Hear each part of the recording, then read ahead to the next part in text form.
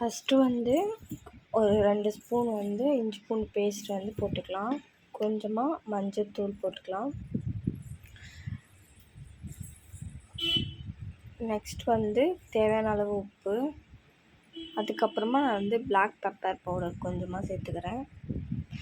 கொஞ்சமாக கொத்தமல்லி தழை நல்லா கிள்ளி போட்டு, அதுக்கு அப்புறம் கருவேப்பிலை கொஞ்சம் சேர்த்துக்கலாம். அதுக்கப்புறம் தேவையான அளவு தண்ணி வச்சுட்டு நல்லா மிக்ஸ் பண்ணி விட்டுடுங்க. இந்த மாதிரி நல்லா மிக்ஸ் பண்ணுங்கள். இது வந்து குழந்தைங்களுக்கு ரொம்ப ஹெல்தியானது. நல்லா மிக்ஸ் பண்ணதுக்கப்புறம் குக்கர் வந்து மூடிடலாம். ஒரு 4 விசில் 5 விசில் வந்ததுக்கப்புறமா நம்ம ஓப்பன் பண்ணி பார்க்கலாம் எப்படி இருக்குன்னு. இப்போ வந்து விசில் நல்லா போயிடுச்சு. இப்போ நம்ம வந்து ஓப்பன் பண்ணி பார்க்கலாம்.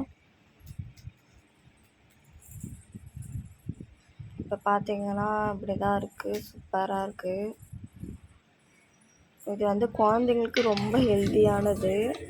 வாரத்தில் 2 டைம் வந்து இந்த மாதிரி நம்ம சூப் பண்ணி கொடுக்கலாம் வீட்லேயே. பெரியவங்களும் குடிக்கலாம், வயசானவங்களுக்கும் ரொம்ப ஹெல்த்தியான சூப் இது. நீங்களுமே வீட்டில் இதை வந்து செஞ்சு பாருங்கள்.